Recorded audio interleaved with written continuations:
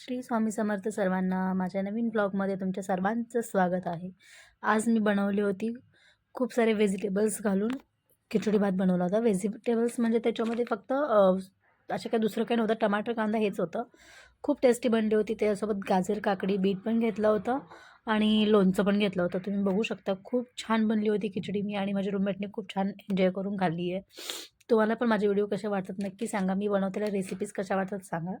आणि हे जे काही सगळं सामान मी एका प्लेटमध्ये काढण्याचं कारण रूममध्ये गॅस अलाउड नाही आहे यूज करायला. ह्याच्या आधी पण बोलले होते. तर सगळं सामान घेऊन मी खाली चालले होते. ह्याच्यामध्ये काय मिसिंग दिसतंय तुम्हाला तेवढं सांगा. म्हणजे कमेंटमध्ये नक्की सांगा. मी तुम्हाला सांगेलच शेवटी त्याच्यामध्ये काय नाही आहे. त्याच्यानंतर मी कुकर ठेवला. कुकरमध्ये मस्त असं ऑइल वगैरे घालून घेतलं गॅसवरती. गॅसवरती कुकर ठेवला होता. ऑइल घातलं, त्याच्यामध्ये जिरं मोहरी घातलं. ते मी येताना सोबत घेऊन आले होते. मस्त तडतडल्यानंतर त्याच्यामध्ये मी लसूण टाकला. लसूण जेव्हा तेलामध्ये छान परततो ना, खूप छान वास येतो. आहाहा! काय सांगू, मला आज एकदम मेथीच्या भाजीची आठवण होते. त्याच्यानंतर मी हिरव्या मिरच्या कट करून टाकल्या. हे घातल्यानंतर तर 100% असं वाटतं की खरंच मेथीची भाजी बनते का? पण नाही, मी राईस बनवत होते. आणि त्याच्यानंतर मी कांदा टाकला. कांदा पण छान परतून घेतला तेलामध्ये. तुम्ही बघू शकता. त्याच्यानंतर मी टमाटर टाकले लगेच त्याच्यामध्ये.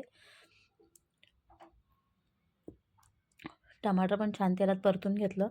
त्याच्यामध्ये थोडंसं मीठ टाकायचं, म्हणजे ते टमॅटो लवकर भाजतो त्याच्यामध्ये. लवकर तेल वेगळं वगैरे होतं, तर तुम्ही बघू शकता. नंतर मग मी गाजर टाकलं, बटाटे टाकले. त्याच्यानंतर माझ्याकडे थोडंसं चणा भिजवलेलं होतं, तो टाकला. नंतर वटाणे पण होते, हिरवे वटाणे. ते पण मी भिजवलेले होते, तर ते पण टाकून दिलं आणि सगळं मिक्स करून घेतलं. तुम्ही बघू शकता. आणि त्याच्यानंतर मी त्याच्यामध्ये जे काही मसाले आणले होते ना, ते सगळे मसाले मी टाकून घेतले आणि त्याच्यामध्ये मस्त असं फ्राय करून घेतलं.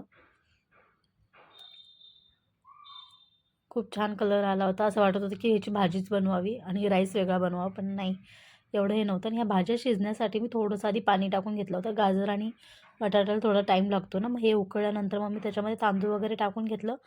आणि ह्याच्यामध्ये थंड पाणी टाकलं असतं तर मग ते पुन्हा भात शिजायला खूप म्हणजे चांगला व्यवस्थित शिजला नसता. म्हणून मी हे सगळं मिक्स करून घेतलं आणि ज्यात त्यात तांदूळ होतं त्याच्यामध्येच मी पाणी गरम करायला ठेवलं आणि ते पाणी मग मी त्याच्यामध्ये पुन्हा टाकून दिलं. उकळी आल्यानंतर मग त्याच्यामध्ये मी मीठ वगैरे टाकलं, पाणी टाकलं. उकळी आल्यानंतर मग मी उकळी आल्यानंतर त्याच्यावरती झाकण लावलं, जेणेकरून ते बाहेर नाही येणार पाणी. म्हणून तर वरून कोथिंबीर पण टाकून दिली होती मी. तुम्ही बघू शकता.